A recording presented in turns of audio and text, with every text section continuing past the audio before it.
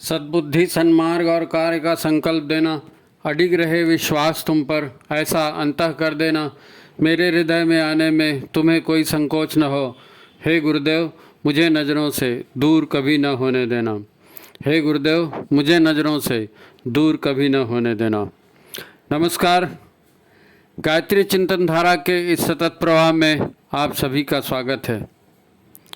मित्रों, हम आज चर्चा करने वाले हैं हमारे अपने निजी व्यवहार की और उससे हमारा जो नुकसान होता है उसकी। आपने देखा होगा कि प्राय लोग खिल्ली उड़ाते हैं। कोई अपने से कमज़ोर है, कोई अपने से कम दिमाग वाला है, या हमको लगता है कि हम इनसे ज़्यादा दिमाग वाले हैं तो उनको कम दिमाग का दिखाने के लिए उनकी मजाक उड़ाया जाता है, खिल्ली उड़ाई जाती है। अब खिल्ली उड़ाने के पीछे हम कहें या ना कहें, लेकिन एक ऐसा भाव होता है कि तुम कमज़ोर हो, मैं श्रेष्ठ हूँ। अपने अहंकार को बढ़ाने वाली बात होती है।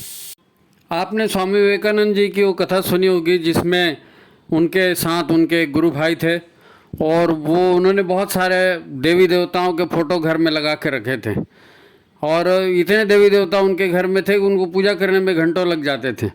तो विवेकानंद जी ने उनको कई बार कहा कि अरे तुम इतने सारे क्यों देवी देवताओं के फोटो लगाते हो, तुम तो गुरु के आश्रय में हो, तुमको और किसी की क्या ज़रूरत है, और इतने सारे देवी देवताओं को सबको खुश कर लोगे, सब आपस में लड़ेंगे, यूँ यूँ बहुत सारा उसमें कह दिया। अब 2-3 बार उनको बोलते हो गया तो बेचारा जो दूसरा उनका गुरु भाई था, बड़ा अच्छा नाम था उसका, भोला या ऐसे कुछ था, तो उनको एक दिन लगा कि हाँ यार, वास्तव में ये विवेकानंद बोल रहा है, उस समय नरेंद्र नाम था, तो नरेंद्र बोल रहा है तो ये ठीक ही बोल रहा होगा। और दूसरे दिन फिर जब नरेंद्र ने वैसे ही कहा तो उनको बड़ा ताव आया। उन्होंने सारे देवी देवताओं के फ़ोटो और ये मूर्तियाँ और सब निकाली और उसको जो है कपड़े में लपेट के और वहाँ गंगा नदी में फेंकने के लिए जा रहे थे कि क्या ज़रूरत है इन सब देवी देवताओं की, इसको फेंक दिया जाए। तो स्वामी रामकृष्ण जी ने विवेकानंद जी को बुलाया, उनको कहा तुमने वो क्या कहा उसको, भोले को, जो भी उनका नाम था, उसको क्या कहा? बोले कुछ नहीं कहा। बोले कुछ नहीं कहा, वो सब देवी देवताओं को लपेट के कपड़े में और वो गंगा जी में फेंकने जा रहे हैं, रोको उसको रोकना है। फिर उन शिष्य को रोका गया और वो कथा है, आपने शायद सुनी भी होगी। तो यहाँ पर बात आती है कि इतने सारे देवी देवताओं की पूजा करना ठीक है या अपने गुरु की पूजा करना ठीक है? दोनों में से क्या करना चाहिए? तो ये प्रश्न हम सभी के दिमाग में भी आ सकता है। हमने देखा भी है बहुत से लोग जो गुरुदेव से जुड़ गए हैं, शांतिकुंज से जुड़ गए हैं या बहुत काम कर रहे हैं और अलग अलग पदों पर भी हैं, तो उनको कोई बताता है कि वो फलाना जो है परिजन है वो ऐसा ऐसा करता है और उसके घर में जाते हैं और वो भी ऐसे ही देखते हैं कि इतने सारे देवी देवताओं के फ़ोटो हैं, है ना। फिर वो राम रक्षा स्तोत्र पढ़ रहा है, फिर वो हनुमान चालीसा पढ़ रहा है, फिर वो गणपति स्तोत्र पढ़ रहा है, जो जो उसको आता है वो सब 2.5 घंटा लगा देता है पूजे में। तो लोग उसकी खिल्ली उड़ाते हैं, और ये नहीं होना चाहिए। इससे 2 नुकसान हैं। क्या है? हर व्यक्ति का अपना स्वभाव होता है, अपने संस्कार होते हैं, उसकी अपनी पात्रता होती है और उसके लिए विकास का पथ अलग होता है। हर व्यक्ति को उन्नति करनी है, हर व्यक्ति को अपने आप को श्रेष्ठ बनाना है, तो लेकिन एक ही रास्ते पर सब नहीं चल सकते। वो अपनी प्रकृति के हिसाब से तो उसको बदलना पड़ता है। और यहाँ पर ध्यान देने वाली बात यह है कि जो उपहास उड़ा रहा है, क्या वो उससे अच्छा काम कर रहा है? नरेंद्र जी जो थे, स्वामी विवेकानंद, वो भी उस समय नए नए थे और रामकृष्ण जी के संगत में उन्होंने रहना शुरू किया था, सीखना शुरू किया था। उसी समय उनको टोका गया कि नहीं तुम ऐसा नहीं, ऐसा करना। तो ऐसा क्यों कहा गया? हमको क्यों कहा जाता है कि किसी की खिल्ली नहीं उड़ानी चाहिए? और विशेष करके साधक ने तो ये नहीं करना चाहिए, किसी की खिल्ली उड़ाना, किसी का अपमान करना। अच्छा, जाने अनजाने में हम कर देते हैं, हमको बड़ा अहंकार होता है, हमको बड़ा, अब लोग अहंकार के नाम को, अर्थ को भी नहीं जानते, इसलिए मैं उसको दूसरे शब्दों में कहता हूँ कि लोगों को इतना आत्मविश्वास होता है, कहना है ना, इतना आत्मविश्वास होता है कि मैं जो कर रहा हूँ यही ठीक हूँ और दूसरा कर रहा है वो गलत। सवाल ये है कि ये गलत क्यों है और ऐसा करने से होता क्या है? हमको ये कहा गया है कि ग्रह नक्षत्र ब्रह्मांड घनेरे, सब गतिमान तुम्हारे प्रेरे। गायत्री माता, उसी के प्रेरणा से ग्रह नक्षत्र ब्रह्मांड बना है और उसी की प्रेरणा से सब चल रहे हैं, ये हमको सिखाया गया है ना। हम इसको मानते हैं, लेकिन इसको मानने का मतलब बाकी को नकार देना ऐसा नहीं है। बाकी को नकार देना ऐसा नहीं। भाई आपने गुरु बनाया है, आपने गायत्री की दीक्षा ली है और गायत्री की उपासना आप कर रहे हैं, वहाँ तक ठीक है, वहाँ तक ठीक है। लेकिन गुरुदेव का एक प्रवचन है, आप उसको याद करिए, कई लोगों ने सुना भी होगा। गुरुदेव ने स्वयं शांति कुंज में प्रवचन देते हुए ये बात कही थी कि आप मिशन का काम कर रहे हैं, आप मिशन के लिए धन दान दे रहे हैं, मिशन के लिए समय दान दे रहे हैं, लेकिन आप जो है अपने आप को सुधारने की तरफ ध्यान दीजिए, अपनी गलतियों को दूर करिए। आप बहुत बड़ा काम करने जा रहे हैं, आप महाकाल का काम करने के लिए जा रहे हैं, तो छोटी छोटी गलतियां भी जो हैं आपके लिए नुकसानदायक हो सकती हैं। आप नहीं जानते हमने आपको कहाँ कहाँ से ढूंढा है। आप ऐसा मत सोचिए कि आपने कहीं चंदा दिया और आपने कहीं बहुत अच्छा भाषण दिया और आपकी प्रतिभा से हम खुश हो गए और आकर के आपको यहाँ मिशन में जोड़ दिया। नहीं, ऐसा बिल्कुल नहीं है, ऐसा बिल्कुल नहीं है। हमने आपके जन्मों को देखा है, आपके इतिहास को देखा है, और जिन जिन ने साधना विशेष रूप से की है। युग निर्माण मिशन आम व्यक्ति का काम नहीं है, ये युग निर्माण मिशन साधकों का मिशन है, साधकों की ज़रूरत है। आपने पिछले जन्मों में साधना की है, इसलिए चुन चुन के आपको यहाँ बुलाया गया है। और आप कोई आसानी से नहीं आए हो, आपको कितना प्रलोभन दिया गया, हाँ भाई घूम के आएंगे, हाँ भाई ये करेंगे, हम ऐसा करेंगे। किसने किसने आपको कैसे करके शांति कुंज लाया, आप इस कहानी को नहीं जानते। हमने आप में से एक एक को खींच खींच करके बुला बुला करके यहाँ लेकर के आया है ना। तो आप अपने आप को धन्य समझिए, अपने महत्व को समझिए कि आप किस जगह आए हैं और आप क्या काम करने जा रहे हैं और आपको क्या नहीं करना चाहिए। याद करिए, आप गायत्री स्तवन करते हैं, शुभ ज्योति के पुंज अनादि अनुपम ब्रह्मांड व्यापी आलोक करता, दारिद्र दुख भय से मुक्त कर दो, पावन बना दो हे देव सविता। अब आप करने जा रहे हैं यज्ञ, यज्ञ देवता है, यज्ञ देवता है, और आप प्रार्थना कर रहे हैं सविता देवता की, और आप उपासक हैं गायत्री के, और आप उपासक हैं गुरु के। तो गुरु बड़ा है कि गायत्री बड़ी है कि यज्ञ बड़ा है कि सविता देवता बड़ा है कि क्या है। तो ये आदिशक्ति और आदिशक्ति का जो संसार है, आदिशक्ति की जो माया है ना, हमारे गुरु और परमात्मा, इनका आपस में क्या संबंध है, हमको ये सब मालूम नहीं है। और जिसको मालूम नहीं रहता ना, वही दूसरे की उपहास उड़ाता है, वही दूसरे की खिल्ली उड़ाता है। और दूसरे की खिल्ली उड़ाता है मतलब अपना नुकसान स्वयं करता है, अपना नुकसान स्वयं करता है। आप एक बात को सोचिए कि हमारा शरीर बना पंचतत्वों से, तो ये पंचतत्व कहाँ से आए, ये पंचतत्व कहाँ से आए। आकाश में, ब्रह्मांड में तारे टूटते रहते हैं, ग्रह नक्षत्र टूटते रहते हैं, उसकी धूल उड़ते रहती है। और जब महाविस्फोट हुआ था, जब धरती का सृजन हुआ था, उस समय कितनी व्यापक धूल रही होगी, कितनी व्यापक ऊर्जा रही होगी। तो हमारी जो धरती बनी है इसमें, और बाकी जो नवग्रह हैं और इतने सारे नक्षत्र हैं और इतने सारे तारे हैं, इन सब में टूट फूट होती है। इन सब के कण जो हैं अंतरिक्ष में घूमते रहते हैं और ये कण धरती पर आते हैं, लगातार धरती पर आते हैं। हमारा शरीर बना है, तो हमारे शरीर में हर ग्रह के, हर नक्षत्र के कण मौजूद हैं। यत पिंडे तत् ब्रह्मांड में, जो ब्रह्मांड में है वही हमारे पिंड में है। आपको क्या लगता है नवग्रह केवल आकाश में है? नहीं, नवग्रह आपके शरीर में भी विद्यमान है। ब्रह्मांड में नवग्रह ठीक है, लेकिन उन सब की धूल से, उन सब की मिट्टी से हमारा शरीर बना हुआ है, वो सब हमारे भीतर हैं। ये जितने देवी देवता हैं, ये सारे देवी देवता हैं, ये सब आदिशक्ति से उत्पन्न हुए हैं, आदिशक्ति का काम कर रहे हैं ना। महाकाल से उत्पन्न हुए, महाकाल का काम कर रहे हैं। अब इसमें से किसी देवी देवता को आप छोटा बड़ा कैसे कह सकते हो? किसी देवी देवता को छोटा बड़ा कैसे कह सकते हो? भाई किसी की श्रद्धा किसी में है, किसी की श्रद्धा किसी में है। आज एक व्यक्ति मिस्त्री का काम करता है, वो जाके विश्वकर्मा भगवान की पूजा करता है। एक विद्यार्थी है, वो विद्या अध्ययन करता है, वो जाके सरस्वती की पूजा करता है। एक पहलवान है, खिलाड़ी है, वो जाके बजरंग बली की पूजा करता है। आप उसको सबको नकार दोगे कि नहीं नहीं नहीं खाली गायत्री की पूजा करो, बाकी ये सब ढंग ढकोसला है, ये सब फोटो उठा के मूर्तियां उठा के फेंक दो।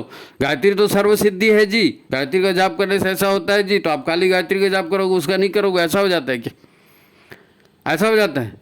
पढ़ाई करना मतलब क्या है?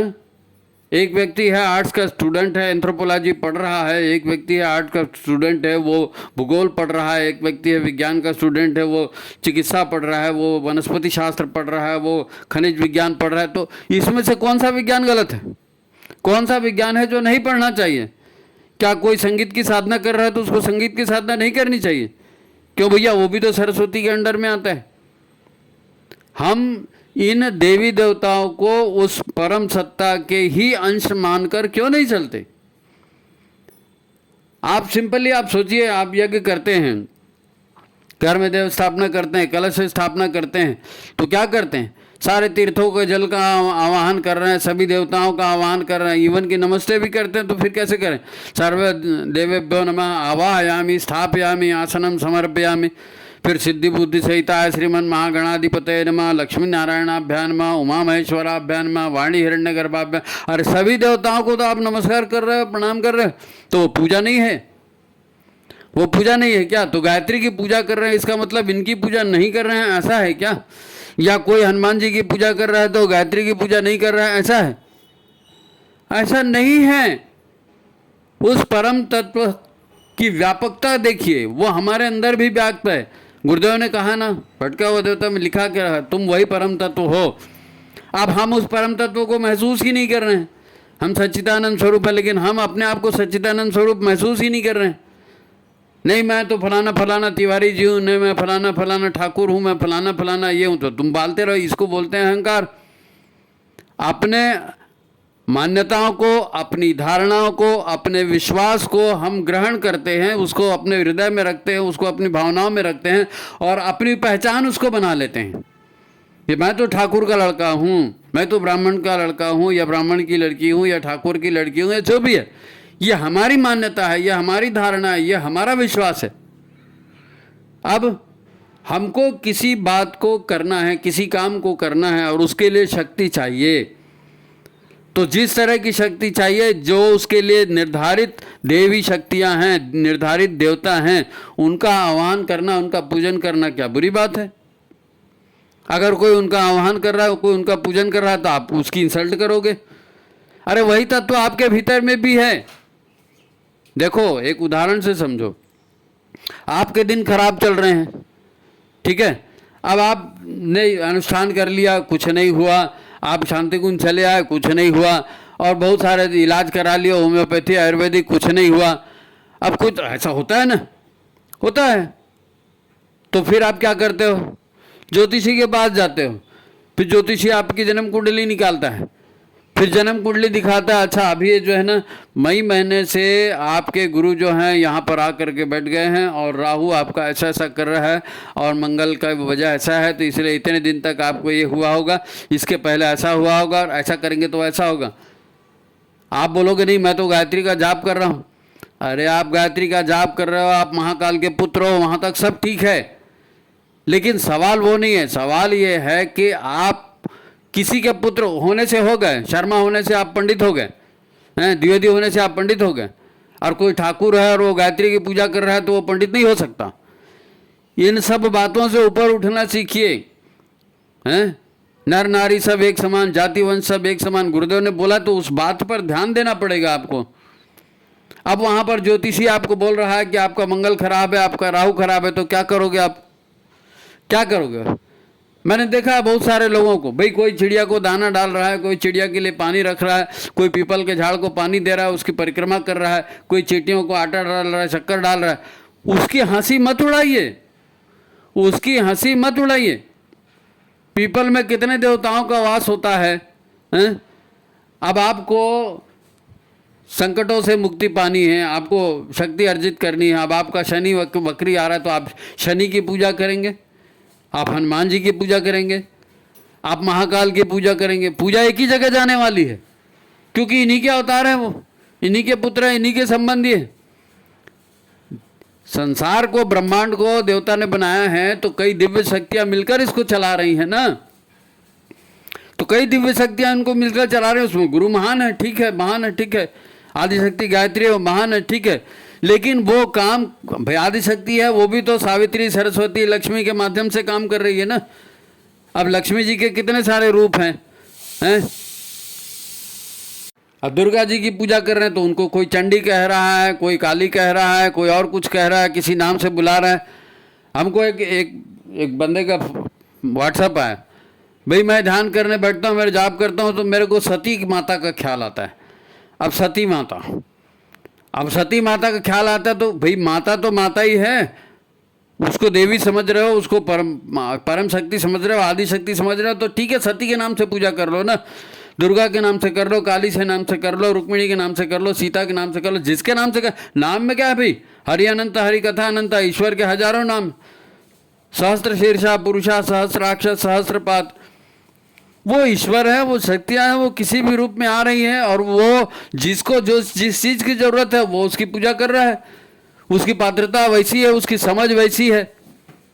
अब जो जंगल में रहता है, देहाती है, जिसने कभी वेद नहीं पढ़े, जिसने कभी रामचरितमानस नहीं पढ़ा, जितने कुछ ऐसा जो औपचारिक अध्ययन किया जाता है, डिग्रियां हासिल की जाती है, वो नहीं की, लेकिन वो पेड़ की पूजा कर रहा है, वो अपने तालाब की पूजा कर रहा है, उसने एक पत्थर बना करके रख दिया है, ये मेरा बूढ़ा देवता है, वो उसकी पूजा कर रहा है, तो आप उसको बेवकूफ़ सिद्ध कर दोगे।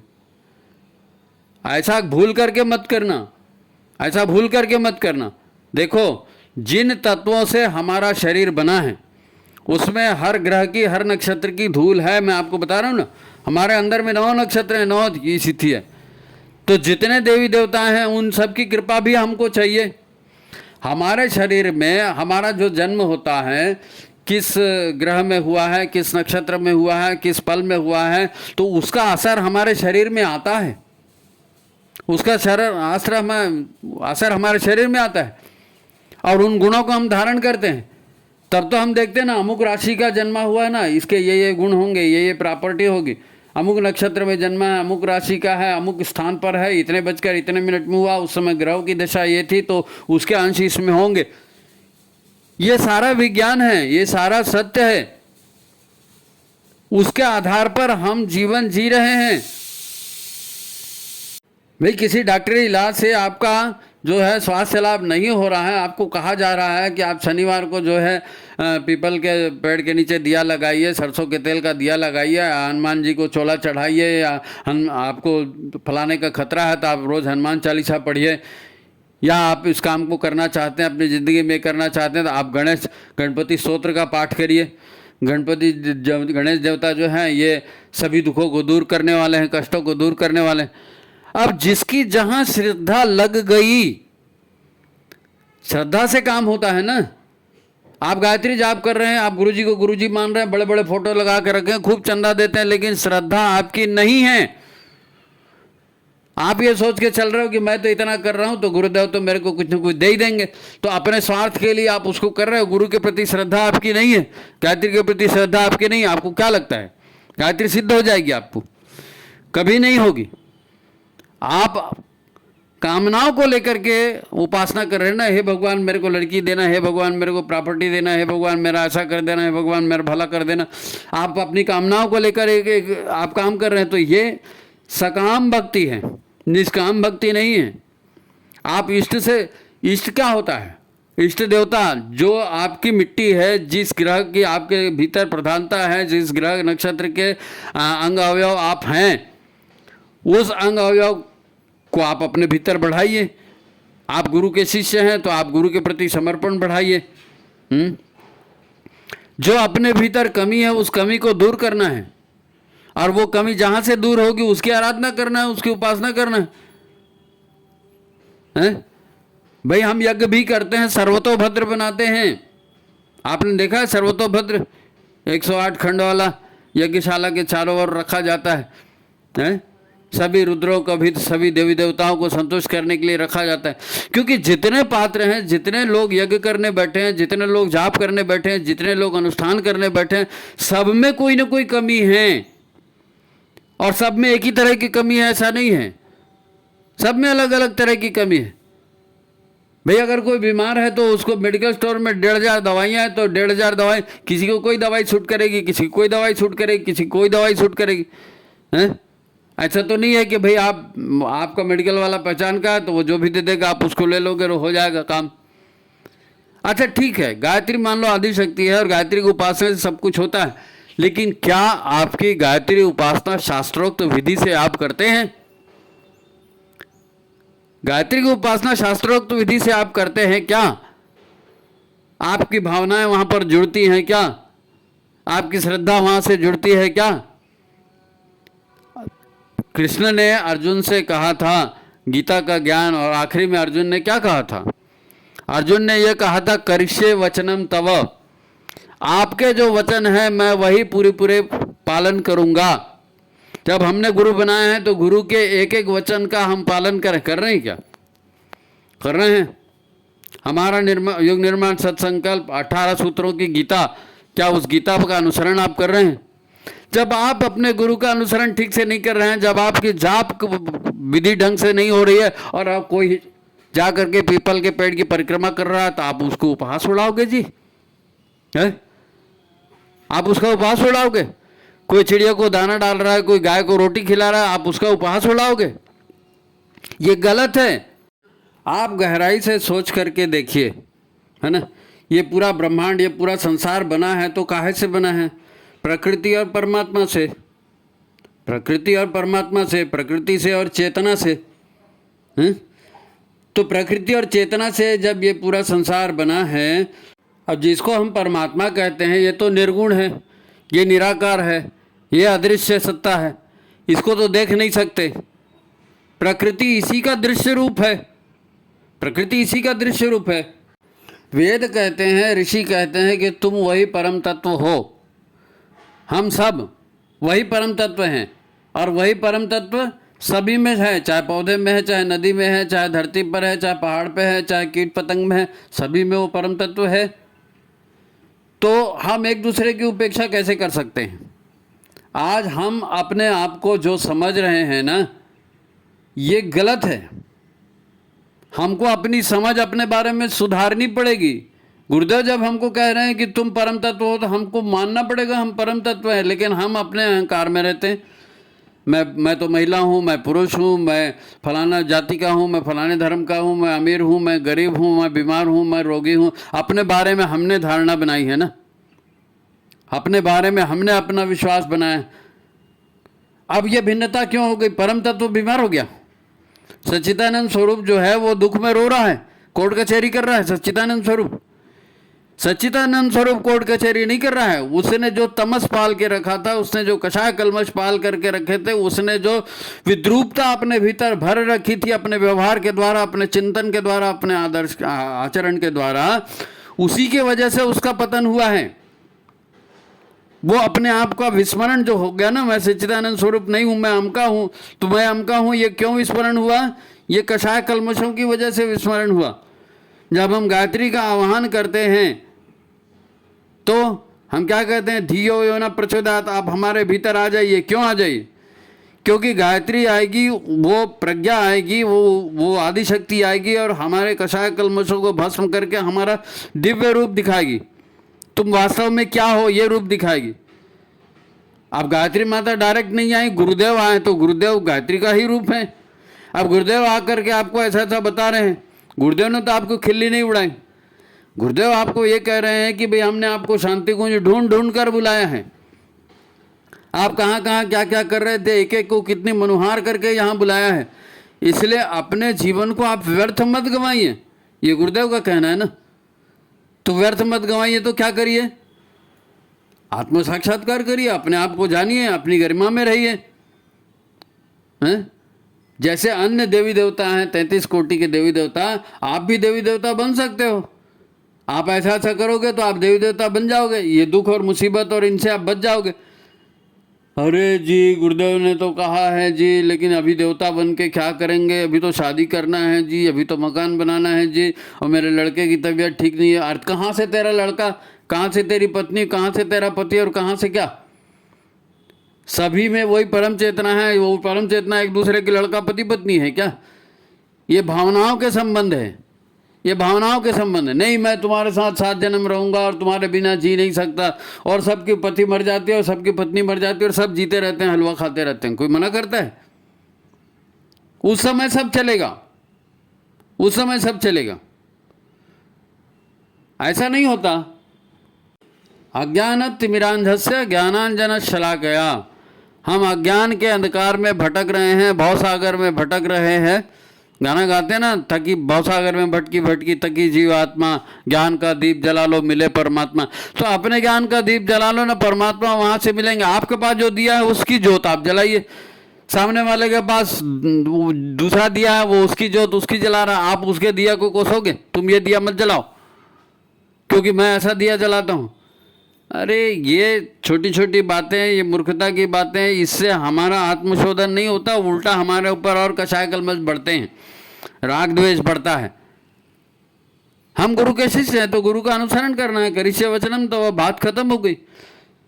आप गायत्री साधना कर रहे हो तो बहुत अच्छी बात है, उससे सब काम हो सकता है। हाँ हो सकता है तो करिए, शरीर को भगवान का मंदिर समझ के आरोग्य की रक्षा करिए, लेकिन उस आरोग्य की रक्षा के लिए आपको प्राणवान भी बनना पड़ेगा।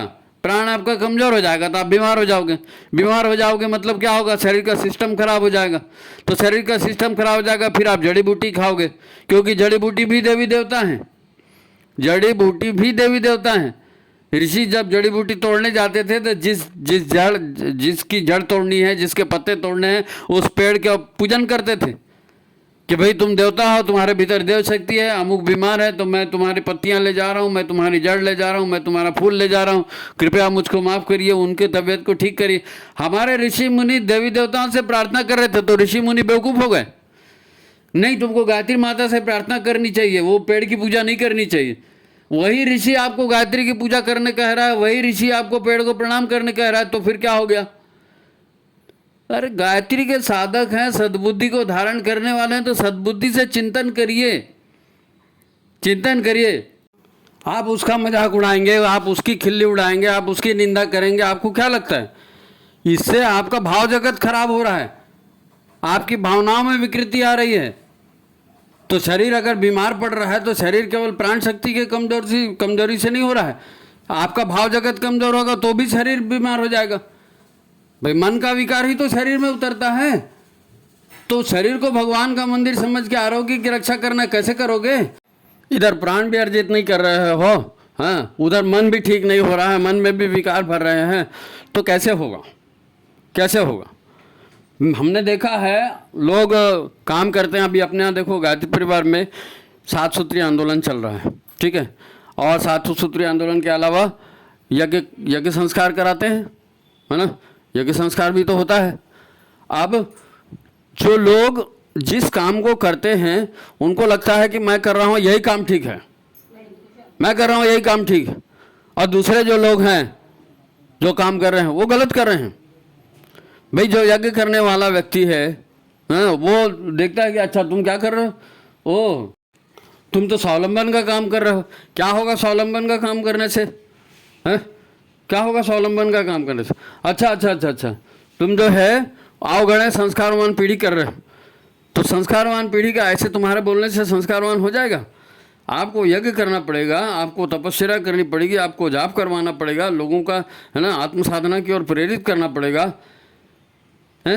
अभी आप कर रहे हो, मान लीजिए, है ना, संगीत की साधना। अब अपने यहाँ गायत्री परिवार में संगीत भी तो होता है ना हर कार्यक्रम के पहले, तो उसको भी है कि दृष्टि से देखा जाता है। अरे गीत संगीत ये भी कोई बात हुई? तुमको ये काम करना चाहिए, तुमको वो काम करना चाहिए, गुरु का ऐसा है, गुरु का वैसा है। यानी कोई भी काम हम कर रहे हैं वही श्रेष्ठ है और दूसरा काम कर रहा है वो अच्छा नहीं है। मुझको भी कई लोग कहते हैं अरे तुम चैनल का काम करते हो, गायत्री चिंतन धारा, क्या होगा चैनल का काम करने से? मेन तो है व्यक्ति निर्माण, समाज निर्माण, परिवार निर्माण, आपको उसको करना चाहिए। आप भाषणबाजी कर रहे हो खाली, ये चैनल वो चैनल ऐसा है वैसा है, ऐसा खाली भाषणबाजी करने से थोड़ी युग निर्माण होता है। अब हमको बोल रहे हैं तुम मिशन का काम नहीं करते। अब मिशन का काम नहीं करते का क्या मतलब है भाई? अब ये हो रहा है, अगर हैं चैनल पर आ रहे हैं, एपिसोड बन रहे हैं, तो वो मिशन का काम नहीं है। तो हम दूसरे के काम को हेय की दृष्टि से देखते हैं, ये अच्छी बात नहीं है। हाँ, हमको हर तरह से अप्रोच बनानी है, हर तरह से हमको बेहतरी के लिए काम करना है। वो संगीत भी हो सकता है, संस्कार भी हो सकते हैं, जाप भी हो सकता है ना, बहुत सारी चीज़ें हो सकती हैं। तो इसका ये मतलब थोड़ी है कि ये करेगा तो वही ठीक है, वो कोई करेगा तो वो ठीक नहीं है। ऐसा नहीं होता है, हमको इस बात को समझना पड़ेगा। जो पुराने लोग हैं वो जानते हैं, गुरुदेव ने शतसूत्री कार्यक्रम लगाए थे, शतसूत्री कार्यक्रम। जिसकी जो योग्यता है, जिसकी जो प्रतिभा है, वो समाज की बेहतरी के लिए उसका उपयोग करे। शतसूत्री मतलब 100 सूत्र भाई। तो आप एक सूत्र को पकड़े मतलब 99 वाले सब बेकार हैं, ऐसा नहीं है, ऐसा नहीं है, है ना। सबको साथ में लेकर के चलना, गुरुदेव के काम में हाथ बटाना, ये सब का मिला जुला काम। उम्मीद है आपको ये बात अच्छी लगी होगी। मिलजुल करके काम करेंगे, एक बनेंगे नेक बनेंगे का हिसाब होना चाहिए, है नहीं। तभी तो हम सुधरेंगे, एक सुधरेगा होगा, है ना। तो ठीक है, आज की बात यही समाप्त करते हैं। उम्मीद है आपको अच्छा लगा होगा।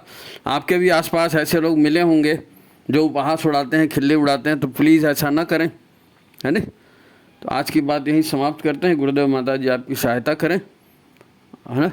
यदि वीडियो अच्छा लगा है तो लाइक शेयर कीजिए। ठीक है, सभी को प्रणाम, नमस्कार।